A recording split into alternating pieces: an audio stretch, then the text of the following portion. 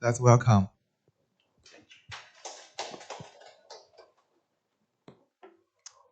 Thank you. Hope everybody can hear me fine. Um, so my talk is about cancer, and I just a quick show of hands to see how many people work in bioadjacent fields here. Is there anybody? Okay, nobody. Well, thank you for coming to my talk. Hopefully, you will find it interesting. And because we are a small enough group, if you have any need for any kind of clarification, just you can stop me at any time. We don't have to wait until the end of my talk. So I think cancer is an important disease. Many of us will be unfortunate enough to get it in our lifetimes, and it's worth thinking about a little. There are approximately 20 million cases every year and 10 million deaths, so it's a significant health burden. And so it's definitely worthy of studying.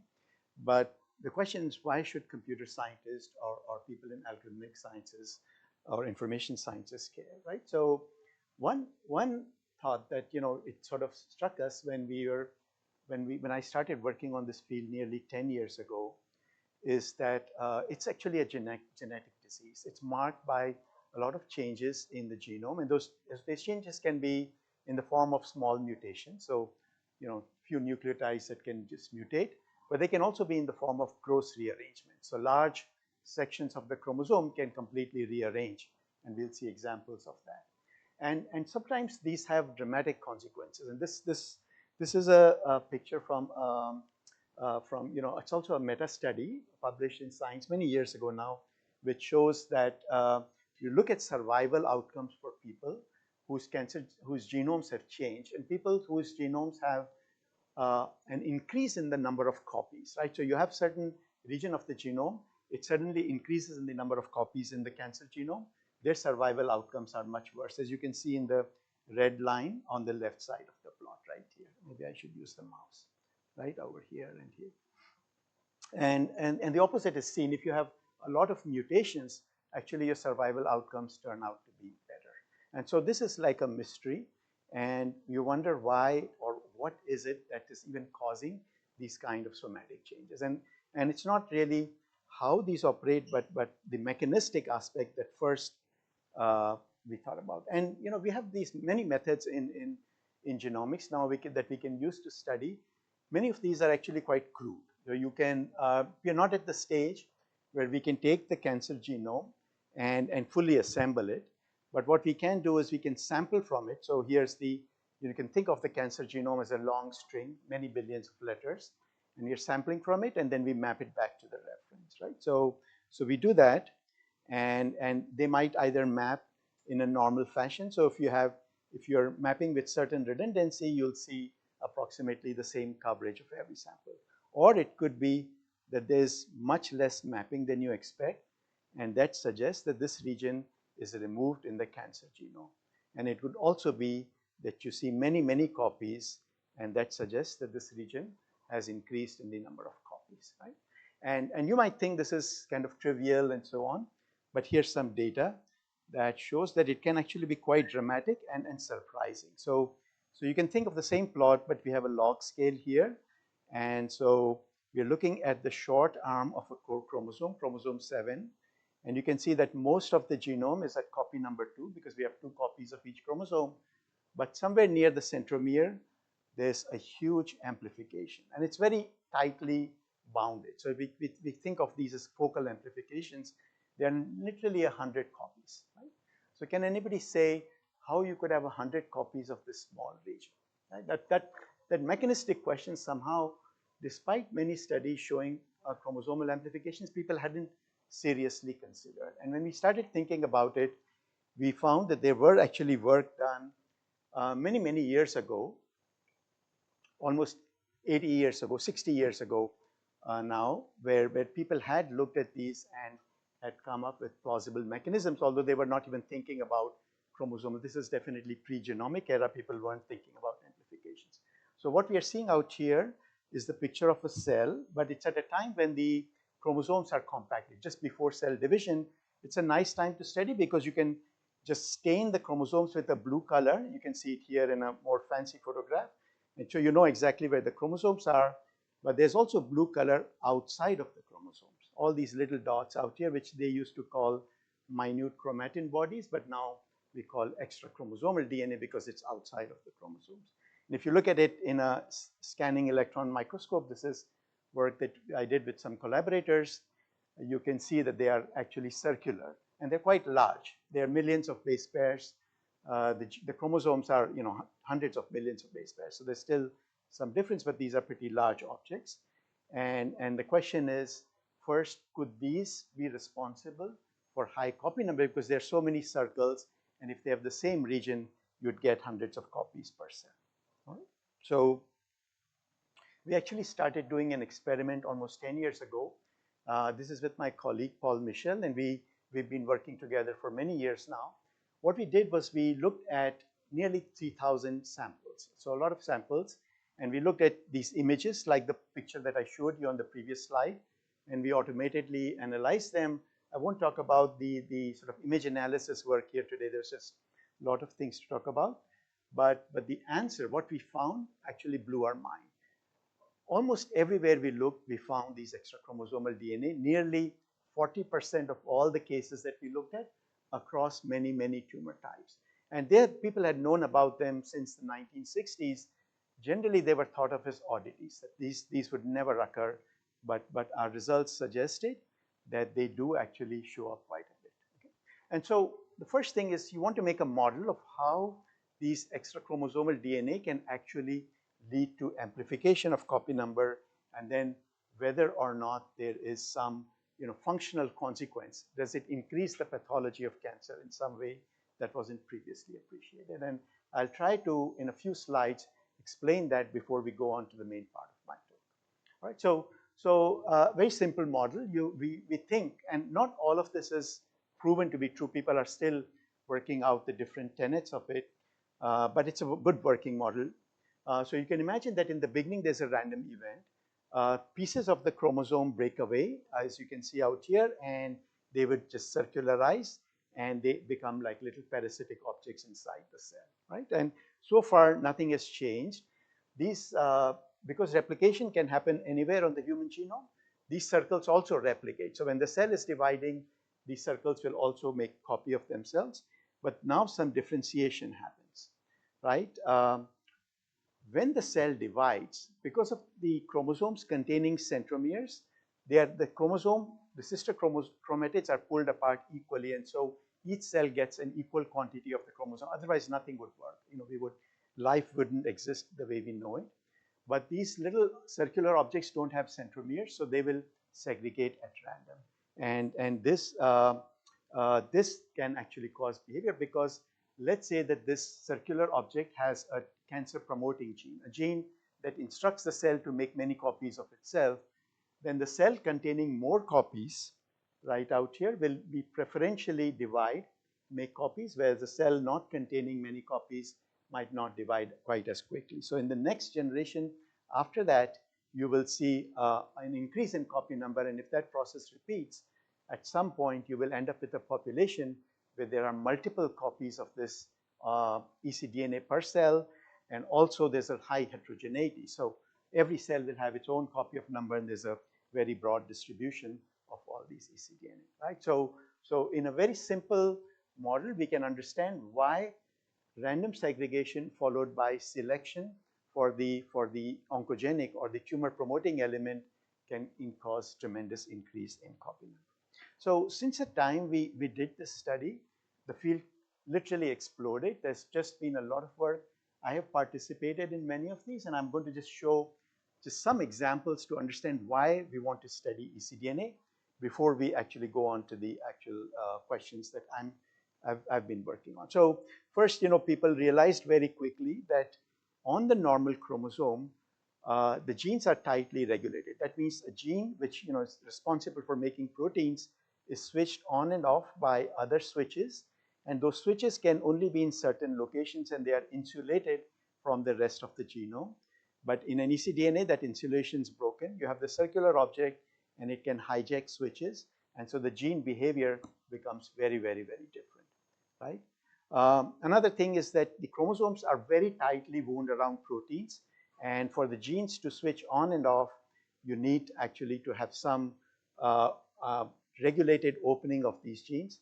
That's no longer the case in ecDNA, where the genes are very loosely bound and every gene on the ecDNA is hyperactive. So it produces more copies of the protein than you might expect it to. These ecDNA can talk to each other, so switches on one can regulate the other, or they can talk to other portions of the chromosome. So they can completely change the biology of the underlying cell. All right, and they are, of course, as we had already shown in our paper, they are important for amplification of oncogenes. You can see on the bottom axis are all the regions that were amplified by ecDNA formation, and on the top axis are all the common genes that are amplified, known to be amplified in cancers, and you can see there's almost direct correspondence. Every gene that's known to be amplified in cancer, turns out that there are ecDNA that amplify it, and so this suggests that all this oncogene amplification that's very pathogenic for cancer is almost entirely due to ecDNA formation. Then finally, there's some very interesting distributions that they follow. Plus, if there's any intervention, if you treat the cancer with a drug, the cells can quickly adapt and change the copy number. And so this makes the cells, the cancers, more pernicious. We also found, Jens Lubeck is a postdoc in my lab. We found that these ecDNA actually arise in precancerous setting. This is Barrett's esophagus, where you actually have, many people have it, almost a few percent of people have this, and some of them, a very small fraction, progress to esophageal cancer, which is very deadly, and so they have to be monitored. And what our results found is that if you see ecDNA in this precancerous condition, you're guaranteed to progress to cancer. So something quite important to consider. And then finally, other people have shown that a drug, when you treat cancers with chemotherapy, it can lead to ecDNA formation and resistance. So it's not surprising that people who have ecDNA-driven cancers, they have the worst outcomes. This is a survival plot that my colleague Chris Bailey drew, sampling nearly 15,000 patients. So it's one of the largest studies of the kind. We just published it last year and found that the curve is x-axis is time, the y-axis is survival. So as people die, the curve sort of decays, and you can see that individuals that have cancer, this is the brown curve out here, have much worse survival outcomes relative to other people, and in fact even relative to other people who have amplifications, just those amplifications are not ecDNA driven, right? So overall, I hope that I have convinced you that ecDNA are a topic of study. They're worthwhile to study because of their new biology that they generate in the cancer cell, and also because they have very poor outcomes for the patients that do have. So now the question is, how do you detect ecDNA in patients? When we did our experiments in 2015, and this is not the same experiment as the one I showed on the same slide, we could look at images of cells, but that's not possible for actual cancers because the cells are dead, and for us to do that experiment in metaphase, the cells actually need to be alive. So we started looking at just whole genome sequencing, because that you can collect from cells whether they are dead or alive, and we also use some other signatures. I already talked about copy number amplification, but now let's say we take in this experiment, you sample from the cancer genome, and you take segments that are approximately 500 base pairs in size, right? So short fragments, you sequence both ends of them and you map it back to the reference. What happens if they end up mapping 10,000 base pairs away, right? So you have fragments that are only 500 base pairs long. If you map their ends to the reference and those ends are 10,000 base pairs apart, one possible inference is that these 10,000 base pairs have been deleted in the cancer genome. So you can make an inference about the cancer genome. Or you can see if these map, not only do they map far away, they also map with inverted orientation.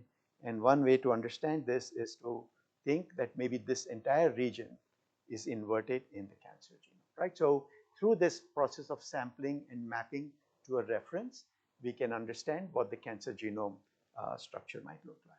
So what does it mean for ecDNA? So here's a cartoon. We have these 4 genomic segments, and let's call them just A, B, C, and D.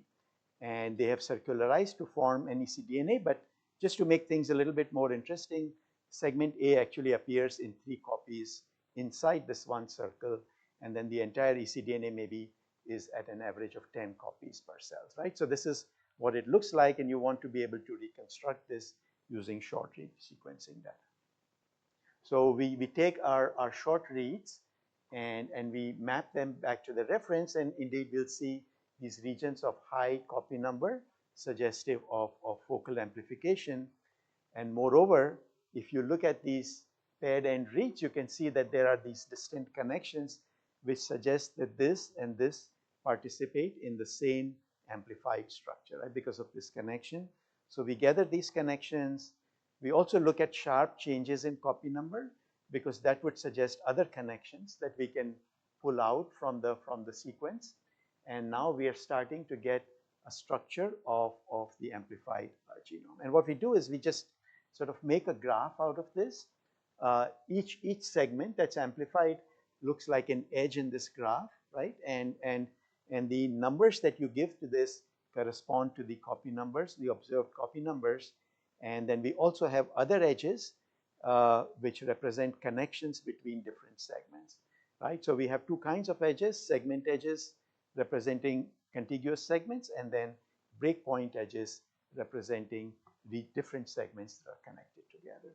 The first thing that we do is you just sort of smooth out the copy numbers. In order to be able to draw cycles, every cycle must have identical copy numbers. So you want to have a condition which says that the copy number of this segment should be the same as the sum of all the edges that are feeding into this segment. And we can do a likelihood calculation to try and smooth out the copy numbers.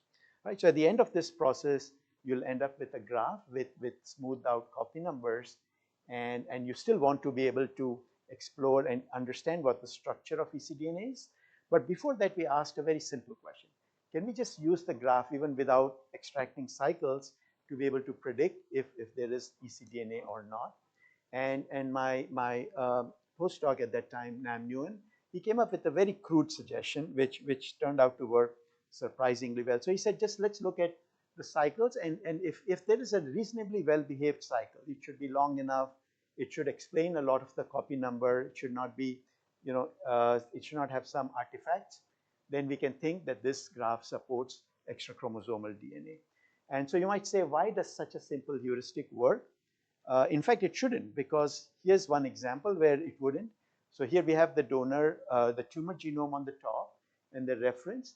And let's say the tumor genome, this has a tandem duplication, a small region that just made 2 copies of itself. If we were to sample from this and map back to the reference, we would end up with a signature that looks very much like a circular structure, like an ecDNA, right? So you might say, maybe what you're just seeing is tandem duplications. But the problem is that when we see cancer genomes, we see hundreds of copies of these. And that the only way you could explain that with tandem duplication is that you have to have the same segment breaking off and making identical copies. So for the segment to break off at exactly the same location and reattach is very, very unlikely. And therefore, the extrachromosomal DNA formation, ecDNA formation, is probably the best answer. All right, so this is, of course, the idea. Now, we also had to test this. So we, again, took some cytogenetic data of cell lines. And what we did is you can see that if you probe a particular region on the ecDNA and sort of fluorescently identify it, you can see that if it's separated from the chromosomes, it's a clear proof that it's extrachromosomal. If the fluorescent signals on the chromosome, it's clearly intrachromosomal, right? So these represent our positive examples. These represent our negative examples. And out here, we can sort of map them. On the x-axis are the different categories that are achieved only with short read sequencing. On the y-axis is the average number of counts of these extrachromosomal DNA. So everything with at least 1 count ecDNA per cell is a positive. So these represent our true positives, those that we call ecDNA and that we actually do see ecDNA. These represent our true negative. So you can see that by and large, this process works very well. most of the data points are either true positives or negatives. There might be a few false negatives here and a few false positives, and we'll talk about them by and by. But generally, this works, and for the first time, we have a tool that allows us to predict ecDNA that works. And this is what we use to actually look at all those thousands of patient data and to understand how frequent ecDNA is. So that's how this part works. All right. So if you can believe that we can now predict ecDNA just using genomic data, the question is, can we still identify the actual ecDNA itself? And that's important because you want to know what genes are on ecDNA and what are the regulatory elements, and what's the order in which they come in. That problem also is very, very tricky, and we have to resort to part algorithms and part heuristics to be able to resolve this. So this cartoon hopefully captures some of that complexity. You want to be able to draw out cycles, and the first thing you could say is, can you extract cycles that explain all of these copy numbers and also all of these rearrangements? And it turns out that there are many cycle decompositions that will give you the same answer, right? You could have the top decomposition where you have 3 different ecDNA, each with 10 copies, or you can have the second decomposition where you have 3 different ecDNAs, somewhat bigger, and 5 copies of each, or you can have the decompositions at the bottom, which there's a single ecDNA which explain all of the copy numbers and all of the breakpoints, but there are 2 of them, and any of one of them could be the right answer, right? So clearly there is some information loss here. We don't have enough information to figure out what the true answer is. And first you can resort to some Occam's razor-like argument, say, well, you want to find a minimum number of cycles that best explain this, right? So that gets rid of the smaller examples, and then we still have these 2 examples, and we have to say, well, one of them probably is the correct ecDNA. So now there are new technologies, and it's time that we could apply some of them. Oxford Nanopore is a company that actually also is a sequencing company, but they make very, very long reads possible. Illumina, which is the dominant technology, the reads are only about a few hundred base pairs. But with Oxford Nanopore, we can go up to 50,000 or so base pairs. So very long reads, but it's more expensive. But still, if you had some long reads, for example, if you had a long read that sampled this region, part of B, the entire region of A, which is the high multiplicity segment, and part of C, you can see that this read is consistent with the cycle here, but inconsistent with the cycle here. So the presence of long reads like this can allow us to disambiguate and get at the true structure, right? So at this point, you might say, we have finally resolved this problem. Find a minimum number of cycles which explain all of the copy number, right? And they also satisfy these subpath constraints that are provided by long reads. You might think that's true, and indeed, some examples suggest that that is true. So let's take one very quick example. You have 3 segments here, take copy number 50 for A, 50 for C, and 100 for B. But we also have this long read which connects A to B to C. One thing that will be consistent with this is a decomposition where this segment B is broken up into 2 segments of, 2 distinct segments. Now you can see that the ABC constraint is satisfied, and if you had 50 copies of this per cell, then you would get the 50, 50, and the 100 count that you need. So it's a small number of cycles. One cycle explains all the copy number, explains the subpath constraint, and gives the answer, right? Well, if you change the numbers a little bit, the problem becomes a little bit trickier. So now let's say that exactly the same cycle, exactly the same subpath constraint, but now we have 90, 100 copies of A and B, and only 10 copies of C.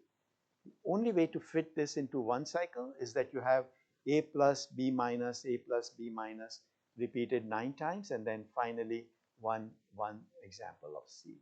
And that is problematic because it requires us to use the same breakpoint again and again, right? So we also need to add the constraint that you don't want to use a same breakpoint again, because breaking at exactly the same location and reattaching is not biologically possible, right? So the best answer here is actually given by two cycles, one that has a high copy number of 80, but only two segments, the other which has all three segments, but B has higher multiplicity and the copy number of this cycle is small, right? So finally, we have our formulation that seems to work, and it says that, okay, find a cycle decomposition that minimizes the number of cycles but maximizes the copy number explained, the subpaths that are satisfied, and also does not reuse a lot of breakpoints. And the way we solve this is through a dynamic programming, a quadratic programming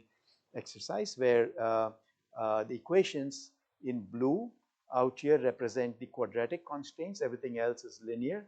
And we are actually working individually because quadratic programming is still quite computationally demanding. We are trying to replace some of these by integer linear constraints. So it's still not polynomial time or anything, but they present formulations that we can actually use to solve real life problems, right? So how do we do with this? We did test extensively on some simulated data, and there's another challenge, because when you have a cycle and you have a true cycle, there are many ways in which you can see if you're trying to get the true cycle or not. First, you want to know if you've captured all of the breakpoints, and so this one captures the fraction of examples where we had 100% breakpoint accuracy and so on. So it's a cumulative plot.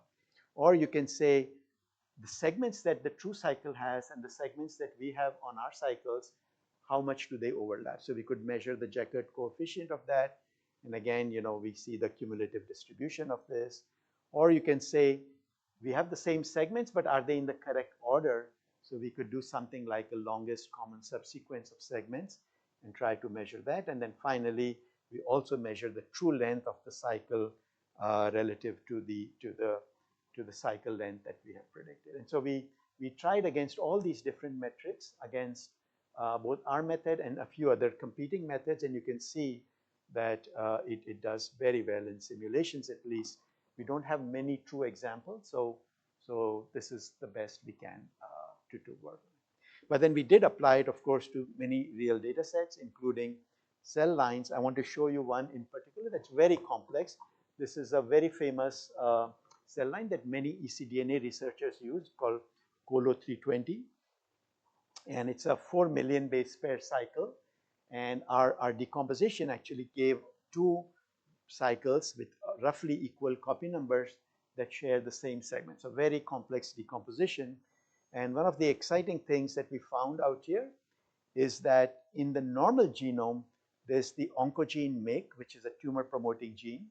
And it's immediately followed by a non-coding RNA called PVT1. But it turns out that in the ecDNA, the PVT1 actually breaks and it comes upstream or before MYC1. So the order changes. And that's biologically very meaningful. There's a lot of people who have shown that this particular PVT1 to MYC rearrangement is what gives the cancer promoting property to this MYC gene. And so it's very nice that our automated cycle extraction procedure could actually bring this about, right? So in the end, what I would like to say is that we finally have tools that allow us to detect ecDNA and also to be able to reconstruct them. They're not perfect, but the framework is broad enough that as we gather more data, we should be able to improve within the same framework, right? So at this point, it looks like our genomic tools are sufficient, but we came across a very pesky problem, which is that not all amplifications turn out to be ecDNA. And here's a very interesting example. Again, chromosome 7, something that we had seen before. This region out here makes 100 copies, amplifies the oncogene EGFR, and as we suspected, it's ecDNA. Now on the right side, this is a lung cancer cell line. Also the same chromosome, same region amplified, the same gene being amplified. But actually when you do the cytogenetics experiments, all of the probes light up on the chromosome. This is a chromosomal amplification. So it's not extrachromosomal at all. And so that took us back to the drawing board as to what could have created this tremendous amplification if it was not extrachromosomal DNA, right? Turns out that the answer to this came out by work that was done even longer. It was almost a century ago, 80 years ago, that Barbara McClintock first figured out this example. She was a famous researcher. She got the Nobel Prize and everything. Nobody ever understood the implications of her work. She was just one of those scientists who were very far ahead of their time. So they took maize cells. All her work was done in corn, and they irradiated these maize cells and so what could happen to them. One of the observations she made, by the way, she never had a tenure track position, so she would just move around from one place to another, and she was at this University of Missouri, which is not MIT or not one of the top universities, and she was just out there on her own, and she found that when you irradiate, there's damage and it breaks off the end of a chromosome. That makes the chromosome very unstable. So when the chromosomes are replicating, the two replicated chromosomes bridge together, and that stabilizes it a little bit. This is what is called a breakage fusion bridge formation. And you can see a very beautiful picture from a much, people are now reinvestigating this. This is a paper from the Pellman Lab, Science 2020, where you can see these bridge formations. And now when the two cells are pulled apart, these two sister chromatids go into different cells. So they are being pulled in opposite direction. This bridge must break, and you can see this bridge nicely breaking apart in this time-lapse move, right? So this is a true example. It's often seen in cancer, and I will explain in a minute why it's relevant to cancer. Okay, so let's consider this breakage fusion bridge example again. We have the two centromeres being pulled apart, but the chromatids are being fused together by this fusion bridge formation. So obviously when they break, there's stress and there's going to be a break, right? But what happens is that the break will not happen where the fusion happened. So a prefix of the string will invert and duplicate itself. And then you have a broken end. So the process repeats itself. And then next you'll have another prefix inversion and duplication, another prefix inversion and duplication. In a few cycles, you end up with a highly rearranged genome with very high copy numbers, right? So that is another mechanism of amplification. And if you're unlucky enough that there's a tumor promoting gene that's amplified, you will end up with a cancerous situation, right? Okay, so let's think about this a little bit. We are not at the position where we can take this genome and sequence and assemble it. So we don't actually know how this order is. But we can take these little pieces and map them, and we know that A appears 4 times, B appears 4 times. There's a very interesting ladder-like pattern of copy numbers that we see. And we also see these foldbacks. So if we sample this long read and you sort of read it back, it kind of folds back on itself. So we see these left foldbacks and we see these right foldbacks, right? And so the question is, can we exploit these signatures and predict that breakage fusion bridge actually happens? Okay, so let's think about this a bit. You can see at the bottom out here, there's the ABC, and then we do a prefix inversion and duplication, except that I always write A on top of A, B on top of B, and so on. So in this case, the AB inverted and duplicated. Here's another, this time the AAB inverted and duplicated, and then another, and then finally another, right? So this is a sequence of prefix inversions and duplications, but we don't have this kind of data. All we see are the copy numbers. So we see that A appears 12 times, B appears 10 times, C appears 2 times. And the question is, are these copy numbers consistent with breakage fusion bridge cycles, right? So one way that you can address this is you can glue together the C's, you can glue together the B's, adjacent B's, and glue together the adjacent A's, and now you can see a hierarchical tree-like representation. We can label these tree nodes as A, B, and C levels and nodes on them. And now this tree has very nice symmetries. You can sort of turn it around any internal node and the tree won't change. You can turn it around some other nodes that are adjacent but not internal, and again the tree will remain identical. So we have these symmetries, plus we have long ends. That is, the ends of these trees can never be shorter than the part inside. And if you have a tree like this, we showed that you do an in-order traversal, it will be a breakage fusion bridge cycle. So that gives us a lot of information about what the copy numbers look like. And a very brilliant postdoc in my lab, Shai Zeka, almost 12 years ago, he used these to create a linear time algorithm that can predict whether or not BFBs happen. It's a very complex algorithm, but it just works miraculously. But that was a time when there was no data. This is again, 10 years ago, genome sequencing wasn't as prevalent. And then finally, when the data set started arriving, we decided to revive this project. And this time, Siavash Raisi, a graduate student in my lab, he looked at optical mapping data. These are not sequence data, but they are genomic data.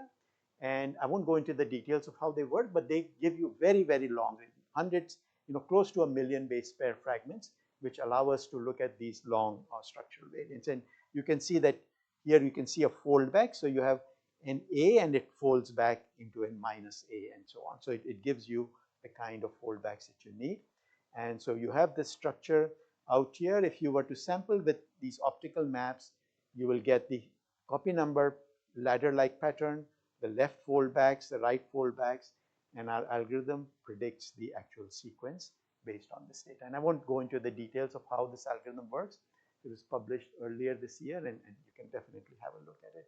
So again, we tried it on simulations, and it very nicely separates the BFB positive from the negative through a score. And generally, the score itself doesn't mean much, but a score of just 1.6 or lower is very indicative of BFB. And then, like before, we test on.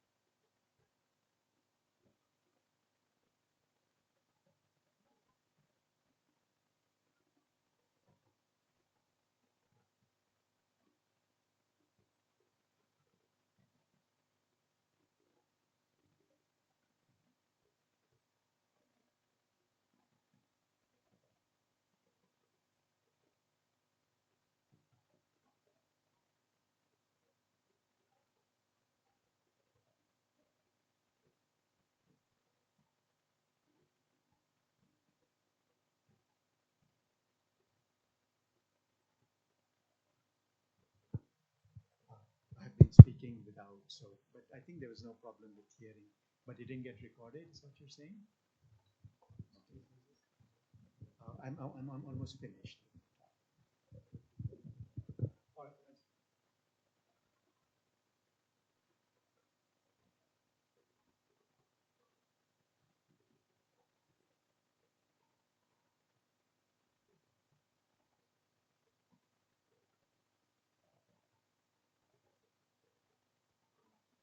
So, any questions?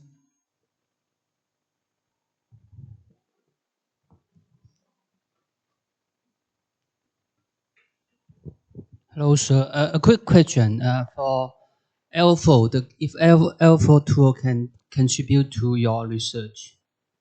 It's a very good question. So if I understand, you're saying, can AlphaFold, one of Yes. these? Yeah. So as many of you know, AlphaFold is a is sort of a deep learning model for predicting the three-dimensional protein structures. And the main thing about AlphaFold is that it relies on the fact that the sequence of the protein is sufficient to identify the three-dimensional structure. But here we are talking about very large and very flexible molecules. And the structure, I didn't say this, is not determined by the intrinsic property of the sequence, but by the experiments, by the proteins that bind to it and the proteins that glue these things together. And those proteins are dynamic, so they will change depending on the experimental conditions. So if you were to do a sort of apply some kind of machine learning, we cannot do it without the context. You cannot provide it with sequence and expect it to fold, because the same sequence in the chromosomal context, sorry, I'm going to go very quickly here. You can see that out here, the right side is the same sequence on the chromosome, the same sequence on ecDNA. They will have completely different structures. So if other contexts can be provided, such as which proteins are binding and so on, but that data, the extensive data that AlphaFold needed, we don't have that kind of data. Yeah. But maybe if people collect some data in the future, that would be a very good place to go. Okay, thank you. Okay, sorry, I have a question. Can we serve ecDNA as a novel form of structural genetic variation in GWAS study of cancers? Yes, that's a very good question too. So there are two parts to the question. Can we think of it as a normal structural variation? And then the second part is, can we use it for GWAS, genome-wide associations and so on? So the first part, absolutely, it is a structural variation. It's something that's been understudied and we should absolutely study it. Now, when you think about genome-wide associations, traditionally, they look at genetic variation that happens in the germline, and every cell in the body has it, right? And those tests are done mostly to understand the genetic basis of disease. But cancer is a somatic disease. I mean, it has a genetic component, but many times these structural variants are happen at a later time in the person's body. They are limited to the tumor cells. They're not in the rest of the cells. So every individual, these are not transmitted from generation to generation. So the laws of genetics don't apply in the same way. So you could do associations, but not in the sense of collecting populations and doing genome, because those are relating to genetic variants. For somatic variation, you have to do different kinds of correlations. So I think that may be as a potential resource of to explain missing heritabilities. Could you repeat that question? 就是I think it may be it maybe can be as a position resource explained to missing Heritability? yeah. It's because it's not genetic. You see, it's not, if I have a particular ecDNA, my children will not have it. Because it's not in the germ line. It only happens in some cell in my body. It will not be transmitted to my children. Because it's not genetic, it doesn't explain any heritability. There are certain cancers, like familial breast cancers, that are genetic in origin, like BRCA1 mutations and so on.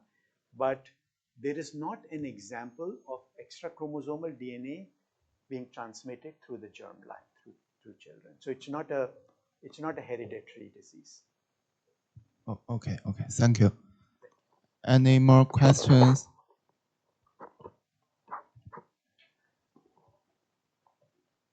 So thank you. Thanks for your talk. And maybe I have a naive question. So if I wonder if I missed some information, does the amount or copy number of ECDNs reflect some like cell damage, degree of cell damage or cancer state?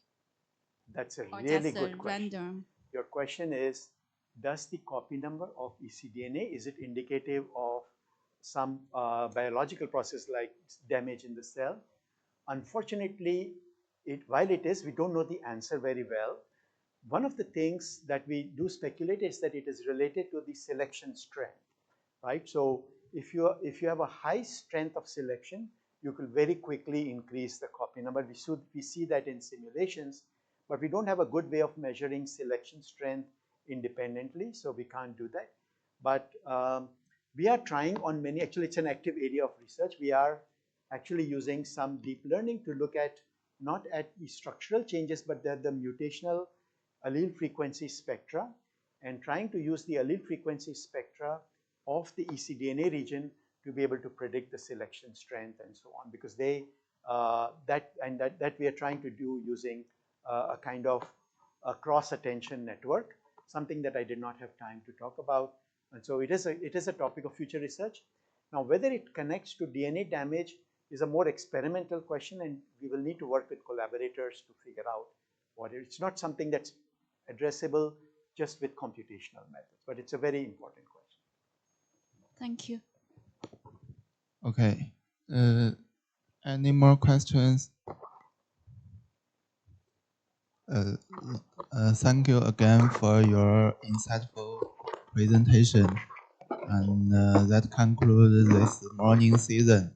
Thank you all for attending. Thanks.